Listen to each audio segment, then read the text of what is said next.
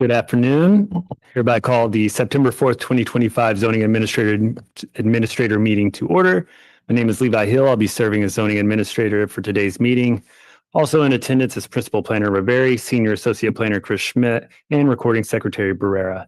Ms. Barrera, will you please remind the public how they can participate in today's meeting? Sure. Information on participating in this meeting and providing public comment, including remotely by Zoom or telephone, is on this meeting's agenda, which is online at monterey.gov/agendas. Remote commenters will be muted until it is their turn to speak and a timer will be shown on the screen. If you're connected on Zoom, the timer is accurate with no delay. In the chamber, we recommend keeping phones and devices muted to prevent audio interference with the meeting. Thank you for participating in your city government. Thank you. I'll first open up the consent agenda. Item 2, the consideration of the August 21st, 2025 meeting minutes. Ms. Barrera, are there any members of the public online or in the chambers who wish to comment on the consent agenda? I see no one in the chambers that would like to comment, and there are no attendees online. Wonderful. Seeing and hearing none, I was present at the August 21st meeting. I have reviewed the draft minutes, have no edits. The August 21st meeting minutes are hereby approved as submitted.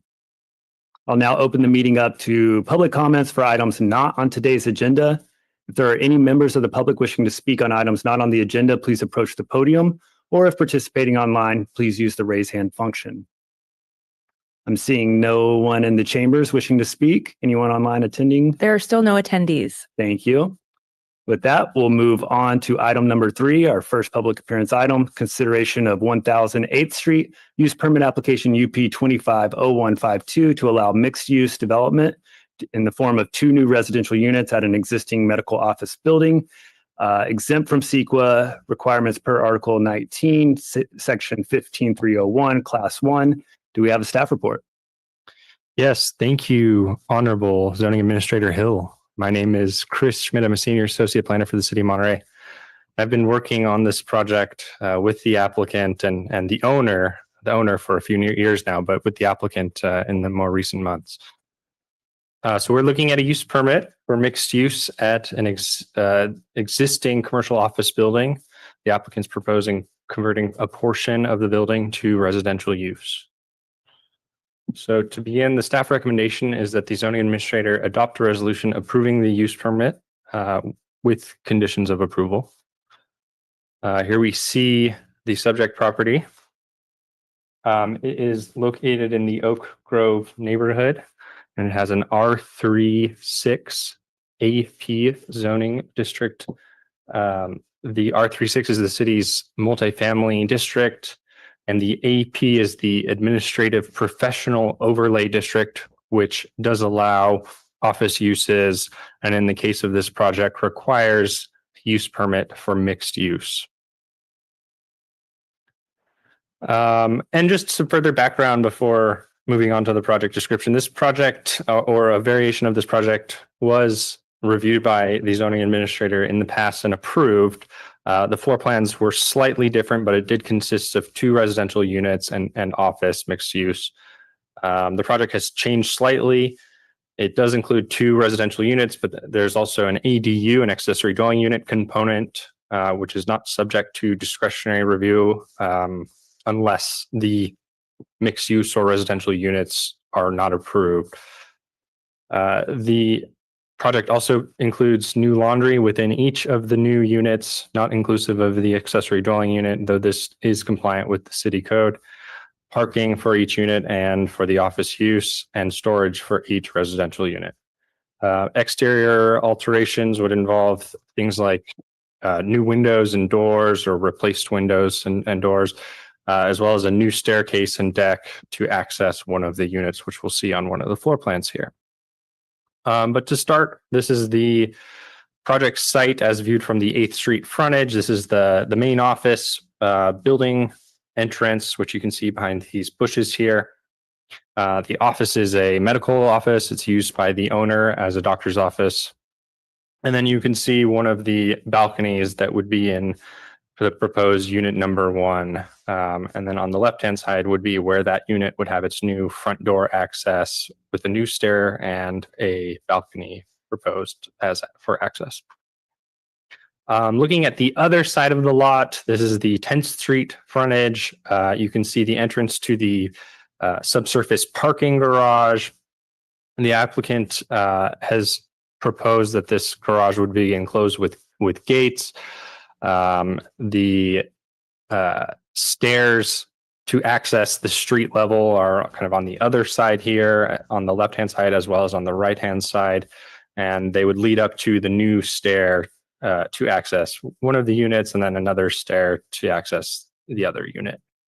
And as noted here, you can see one of the unit decks is visible here. So here's a site plan showing the subject building at the corner here. So this is a double fronting lot with 10th Street on the south side and 8th Street on the north side. And then adjacent, there are multifamily uses which are occupied for residential use. And here we see the proposed floor plan, and where this current floor plan in its current condition is basically split into 2 office units. The floor plan would be expanded to make one larger office unit. There'd be some interior tenant improvement where a portion of this space would be converted to the ADU as seen here at the first floor. And then moving on, and then also worth noting is the project does involve elimination of an interior stair to access the second floor. So there's access from the exterior to both of the residential units. And this was one of the changes from the original project. And then here looking at the second floor plan, these are the 2 proposed residential units. So you can see in orange unit number 1, and in green that proposed stair and deck to access the proposed front door here. Here's the balcony that we saw on that first street view image. And then in blue, unit number 2, which is a 2-bedroom unit. As I mentioned, the project does include residential storage, which I've shown in orange here. This is a requirement of the city code. And then the project does exceed the required parking. There are 8 proposed parking spaces, which exceeds the requirement of 7 for the combined uses. So in order to approve the project, the zoning administrator has to make 3 findings for use permit approval. First is that the proposed use is in accord with the objectives of this chapter and the purposes of the zone. Staff was able to make this finding. The use is permitted by use permit, and it includes the various amenities required by the code, parking, laundry, storage, and it does meet the development standards, including setbacks and height. The second finding is that the proposed use and the proposed conditions under which it would be operated or maintained will be consistent with the general plan, will not be detrimental to public health, safety, or welfare of persons residing or working in or adjacent to the neighborhood of such use, and will not be detrimental to properties or improvements in the vicinity or to the general welfare of the city. Staff was able to make this finding. It is consistent with the commercial general plan land use designation, which does allow up to 30 units per acre. It does support the mixed use goals of the updated land use and housing general plan sections. And as I mentioned, parking and amenities are provided to residents.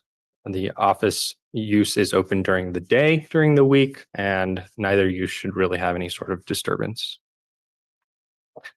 And the third finding is that the proposed use will comply with any specific condition required for that use. There is a condition that the staff has recommended for approval to label the residential parking spaces. So with that, staff recommends approval of the project. Available for questions. The project applicant and architect is here as well. Thank you. Thank you, Mr. Schmidt. Excellent report. Just for my own clarification, it was noted as it pertains to the ADU, that is a proposed ADU and not an existing ADU? Correct. It's proposed. Got it. And does it have any bearing, or was it factored into the parking requirements? Are there parking requirements for the ADU since it's in proximity to the transit stop?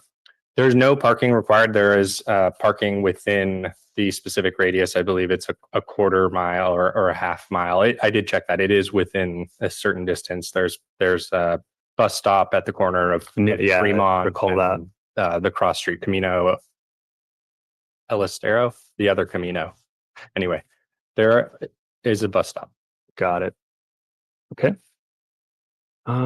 I think that that's all that I have right now. Is the applicant present and would he like to make a presentation or speak? Yes. Honorable. Gonna get used to that. Thank you very much. Well, Chris said it all. So I just know that we've been working and probably have done 5 or 6 different plans to do things with this building. And at this point, I think all are really pleased. My client is pleased, I am, in the city. And so we're excited about this project and would just encourage you to approve it. Thank you very much. At this point, I'll open the meeting up for public comment on this item. Still seeing nobody in the chambers other than the applicant. Recording Secretary Barrera, anyone present online? There are no attendees online. Thank you. With that, I'll close the public hearing. I have read the staff report and reviewed the draft resolution. And was able to hear from the applicant today and have opened the meeting up to public comment, and there was no comment from the public. With that, I agree with the staff recommendation, and specifically, I find that the proposal is consistent with the objectives of the zoning ordinance and the purposes of the zone. Mixed use is allowed by use permit in the R3 and the AP overlay district. The proposal meets all applicable development standards, including minimum setbacks, provides appropriate amenities for residential tenants, and includes adequate parking, laundry, and storage facilities. Additionally, I find that the proposal is consistent with the general plan and is compatible with surrounding development.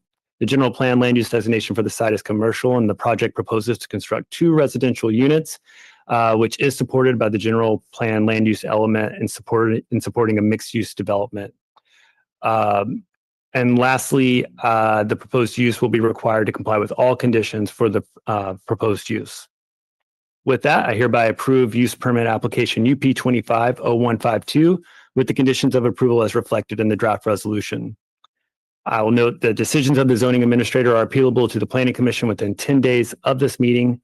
Applications for appeal can be found online or in the planning office. With that, congratulations to the applicant. And with there being no further business, this meeting's adjourned.